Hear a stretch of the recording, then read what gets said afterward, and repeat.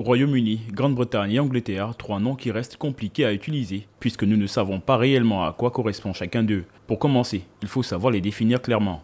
La Grande-Bretagne est le regroupement de trois pays, qui sont l'Angleterre, l'Écosse et le Pays de Galles. Le Royaume-Uni, quant à lui, est composé de la Grande-Bretagne, c'est-à-dire des trois pays précédemment cités, qui sont l'Angleterre, l'Écosse, le Pays de Galles, et un dernier pays qui est l'Irlande du Nord. Bien que liés à la couronne et unis, les différents pays du Royaume-Uni conservent leur propre identité locale et même leur propre langue régionale. Le gallois, par exemple, est la langue officielle du Pays de Galles, même si la langue officielle du Royaume-Uni, dans son ensemble, est l'anglais. Sur le plan politique, le Royaume-Uni est une monarchie constitutionnelle, c'est-à-dire un système de gouvernance dans lequel le souverain ou monarque partage ses pouvoirs avec un gouvernement constitutionnellement organisé.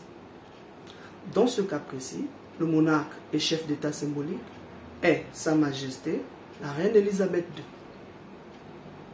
Le Premier ministre, Boris Johnson, quant à lui, a la lourde charge de conduire la politique générale de la nation, la politique étrangère, la coopération militaire, entre autres. Le Commonwealth, quant à lui, est une organisation intergouvernementale composée de 54 États membres qui sont presque tous d'anciens territoires de l'Empire britannique. Le symbole de cette libre association est la reine Elisabeth II, qui est le chef du Commonwealth.